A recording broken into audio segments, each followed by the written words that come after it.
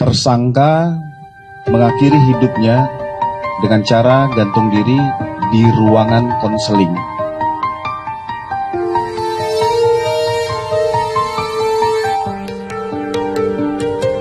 Pihak kepolisian mengungkap detik-detik Alex Iskandar mengakhiri hidup di Polres Metro Jakarta Selatan, tak lama seusai ditangkap atas pembunuhan terhadap Alvaro Kiano Nugroho. Dikutip dari Tribun News, kepolisian mengaku bahwa Alex berpura-pura ke toilet untuk berganti celana panjang. Dalam konferensi pers pada Senin, 24 November 2025, polisi mengungkap detik-detik Alex Iskandar mengakhiri hidup. Kabid Humas Polda Metro Jaya, Kombes Budi Hermanto menyebut bahwa ayah tiri Alvaro sempat meminta izin ke toilet pada penyidik Polres Metro Jakarta Selatan. Hal tersebut dilakukan pelaku sekira pukul 6 WIB pada Minggu, 23 November 2025. Pada pukul 6 WIB pagi hari, Minggu 23 November, tersangka ini izin untuk ke toilet. Jadi seolah dia sudah buang air di celana, ungkap Kombes Budi. Saat proses penyidikan, Alex awalnya diberikan celana pendek oleh polisi. Namun ia kemudian meminta kembali celana panjangnya dengan alasan celana pendek yang dipakai kotor karena buang air kecil di celana. Sudah dilakukan pemeriksaan dan dilakukan gelar perkara terkait tentang terduga patut diyakini dari beberapa alat bukti yang bersangkutan melakukan tindakan pembunuhan terhadap Ananda AKN. Pada saat tempo waktu proses pemeriksaan itu sampai dengan Minggu dini hari. Jadi yang bersangkutan dititipkan di ruangan konseling. Kami luruskan kepada rekan-rekan media. Tersangka mengakhiri hidupnya dengan cara gantung diri di ruangan konseling. Kenapa di ruangan konseling? Karena status yang bersangkutan sudah tersangka, besok pagi akan dilakukan pemeriksaan medis. Apakah tersangka ini memiliki penyakit bawaan ataupun penyakit menular, sehingga belum bisa dijadikan satu dengan tahanan lainnya. Nanti secara detail menjawab pertanyaan Mas Rizky, silakan Dr. Farah juga yang melakukan uji visum et repertum terhadap tersangka yang mengakhiri hidupnya. Silakan dokter.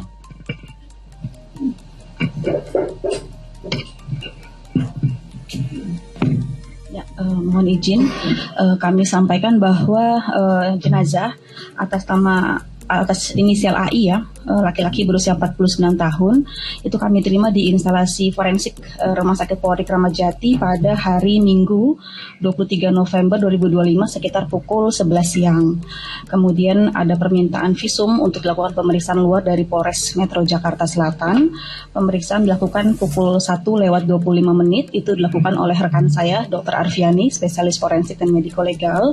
Dari hasil pemeriksaan beliau, itu dapatkan jenazah laki-laki berusia 49 tahun bergolongan darah O. Kemudian ditemukan adanya luka lecet tekan yang melingkari leher. Itu diduga sesuai dengan pola gambarannya, sesuai dengan kasus gantung. Kemudian tidak ditemukan adanya tanda-tanda kekerasan lainnya pada permukaan tubuh lainnya. Mungkin itu yang bisa saya sampaikan. Itu ya dari penjelasan Dr. Farah terkait tentang visum et repertum. Kami juga mengajukan kepada pihak keluarga untuk dilakukan otopsi, tetapi pihak keluarga belum berkenan. Kita menghormati proses kedukaan dari pihak keluarga.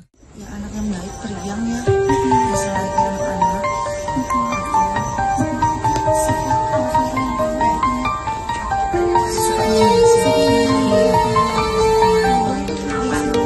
Apa aja. Suasana haru menyelimuti rumah keluarga Alvaro Kiano Nugroho, 6 tahun, di kawasan Pesanggerahan, Jakarta Selatan, Senin, 24 November 2025. Dikutip dari Tribun News, pada pagi ini, tim psikolog dan dari Polda Metro Jaya dan Dokes Polres Metro Jakarta Selatan mendatangi lokasi untuk memberikan pendampingan trauma healing atau penyembuhan kepada ibu korban, Arum Indah. Dalam sesi pendampingan yang dilakukan di ruang tengah rumah sederhana itu, ibu korban tampak tak kuasa menahan tangis saat bercerita kepada psikolog. Sang psikolog terus menenangkannya, dengan gestur menggenggam tangan Arum, sampai memberi tepukan kecil untuk relaksasi. Meski beberapa kali sang ibu sempat tersenyum kecil ketika mencoba mengikuti arahan relaksasi, kondisi emosionalnya masih tampak sangat terpukul. Pada sesi pertama ini, Psikolog melakukan penilaian untuk mengetahui kondisi ibu korban secara umum. Sesi tersebut berlangsung kurang lebih 40 menit. Setelah sesi pendampingan berlangsung, ibu korban yang menggunakan pakaian serba hitam pun tampak langsung beristirahat. Saya didampingi dari psikolog dari Polda Metro Jaya dan juga Kasidokes dari Polres Metro Jakarta Selatan, melakukan pendampingan kepada pihak keluarga almarhum Adek Alvaro. Pendampingan ini tujuannya untuk trauma healing, lebih kepada untuk menstabilkan emosional dan psikologi dari pihak keluarga, ungkap Kapolsek Pesanggerahan, AKP Salasya Alam, di lokasi. Ya anak yang baik, periang ya. Ya selayaknya anak-anak. Apa sifat Alvaro yang paling diingat? Suka nyanyi sih. Suka nyanyi. Iya. Lagu apa biasanya? Apa aja yang dia dengar, dia suka nonton YouTube lagi viral-viral, reels YouTube biasanya yang lucu-lucu, dia suka nyanyi. Hal-hal kecil apa sih yang ibu ingat dari apa? Apa yang manjanya, selalu dia tuh suka banget ngaji, ya gitu, banyak sih, banyak lah ya. Alvaro katanya cita-citanya jadi pilot ya? Iya. Pernah cerita nggak gitu ke ibu? Ya cerita suka sih dia waktu berfoto-foto di sekolah itu nggak mau dia pakai baju yang lain-lain selain pilot, jadi dia pakai baju pilot sendiri. Sering cerita-cerita sama ibu Alvaro? Sering cerita kalau udah kita biasa mau tidur bareng, tanya emang ada dari mana aja nih, aku hari ini main gini, banyak cerita, dia emang suka cerita, cerewet kan. Begitu pertama kali dengar soal kabar ini, gimana perasaan ibu? Apa reaksi ibu saat itu? Ya takut ya, kayak ya histeris ya pasti ya, heboh ya, sendiri gitu kayak ini beneran, kayak masih nggak nyangka gitu lah. Ya gimana sih, pasti kan kayak orang kesambar petir lah ya, campur aduk, berantakan semua gitu. Tapi posisinya lagi di mana bu waktu itu? Kerja di luar ya, jadi TKI. Iya. Langsung ke rumah waktu itu? Waktu itu di bulan Maret, itu kan kejadian bulan Maret, bulan April baru bisa pulang ke sini. Ya udah, bulan April ke sini itu cari sih. Tetap nyari, dan itu nyari sama pelaku ya. Dia selalu ngikut kemanapun, aktivitas kemanapun nyari tuh, ada informasi dimanapun dia ikut. Iya, ibu maaf, ini kan pelakunya ini adalah ayah tirinya. Iya. Semasa hidup tuh Alvaro dekat nggak sih sama ayah tirinya? Dekatnya sekedar gitu aja sih ya, karena kan itu kan sebenarnya pisah udah lama ya, pisah udah lama. Terus karena dia orangnya temperamen dan dia tidak bisa menerima anak-anak, jadi saya memutuskan untuk pisah. Nah karena dia tuh tadinya duluan yang ngajakin pisah, saya juga udah capek pertahanin. Terus akhirnya saya mutusin pisah, makanya saya pergi. Nah dia nggak mau, ternyata dia nggak mau pisah beneran. Akhirnya dia mendekatin diri sama anak-anak lagi. Dia kesini sering main kayak gitu. Nggak tahu kalau akan terjadi hal seperti ini. Tahun berapa bu pisah sama? Dari 2024 di bulan Maret April lah ya, setelah dia ulang tahun kayaknya itu di bulan April, karena Desember 2023 kita baru menikah. Tuh. Tapi selama ini nggak ada tanda-tanda kekerasan? Gak ada, pas kita sama-sama aja itu dia kan emang orangnya temperamental ya. Emang orangnya seperti itu. Kalau dia bikin statement saya selingkuh atau itu, gak ngerti itu alibi dia dari mana. Jangankan dia bilang selingkuh, saya sama orang keluarga terdekat aja dia cemburu. Dia cemburuan. Dia mau saya sama siapapun juga cemburu, rekan kerja atau apa, dia cemburu. Selama ini perlakuan ayah Alvaro pelaku ke ibu tuh gimana sih? Ya dia pengen banget kayak balik lagi aja gitu, cuma aku belum, nggak mau, kayak udah nggak bisa karena dia nggak bisa terima anak-anak. Tapi setelah itu dia baru mau terima anak-anak setelah saya mutusin untuk nggak balik lagi. Itu. Tapi sempat melakukan kekerasan ke ibu? Dulu iya, cuma karena dipikir dulu kan nggak pernah mau bilang sama orang tua karena kan itu masalah rumah tangga sendiri ya kan. Sebenarnya waktu itu kalau nggak ganti handphone itu ada bukti-bukti foto saya dipukulin dan saksinya adik-adiknya dia ya. Itu coba siapa mau hidup sama orang kayak gitu. Nah nggak tahu ternyata dia bikin Alvaro kayak gini, malah yang kena imbasnya anak saya jadinya ya kan. Emang dia pernah melontarkan, kalau lu nggak mau balik lagi sama gue bakal culik anak itu di tahun 2024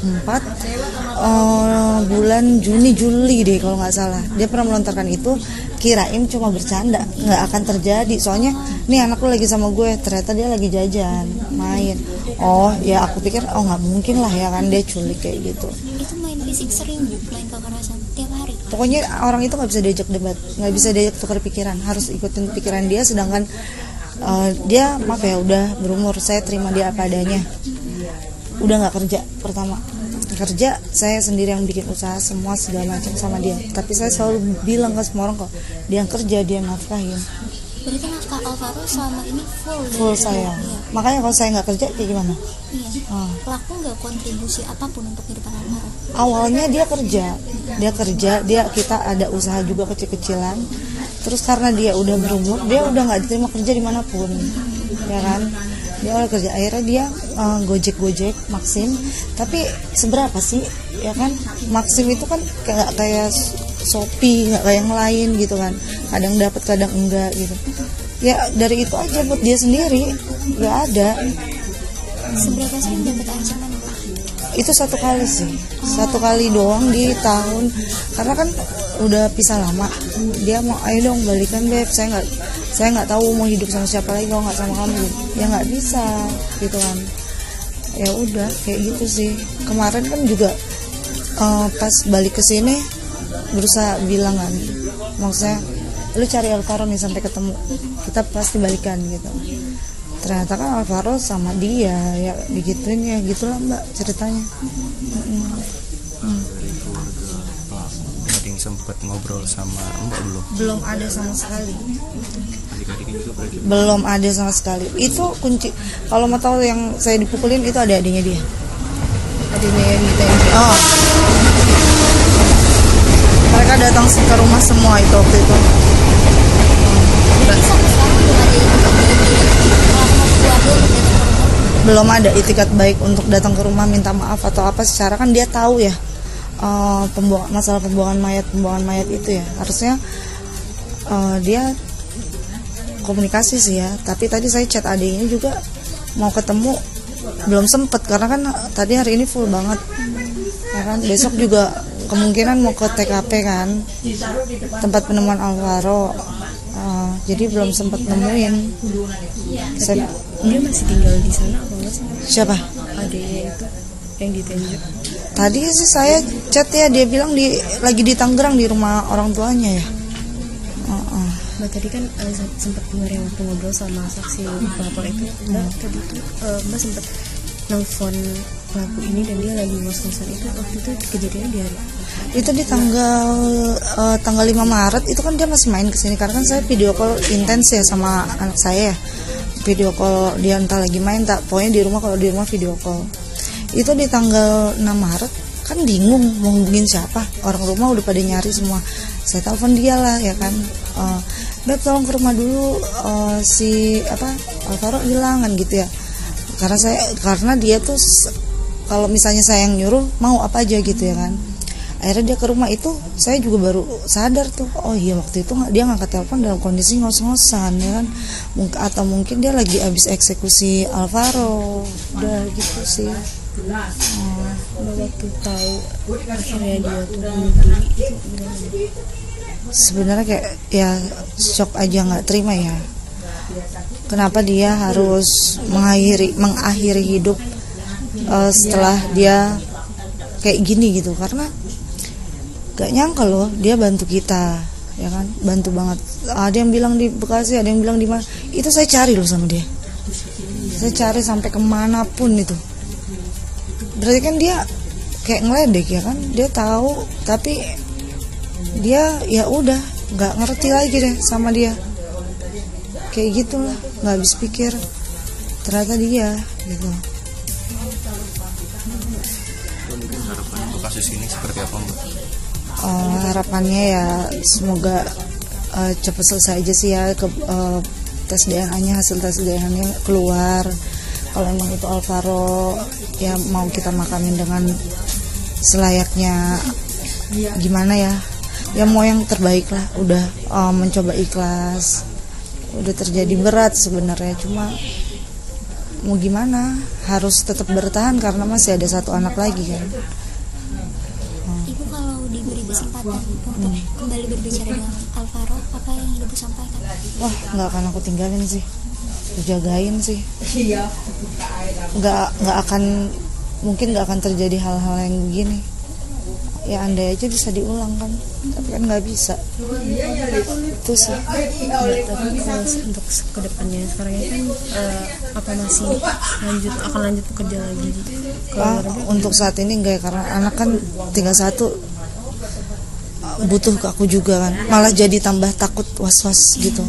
Kayak lebih kayak sekarang itu orang terdekat aja nggak bisa dipercaya kan. Gimana apalagi ini perempuan, nggak mungkin, kayak jadi lebih takut aja, nggak berani lagi.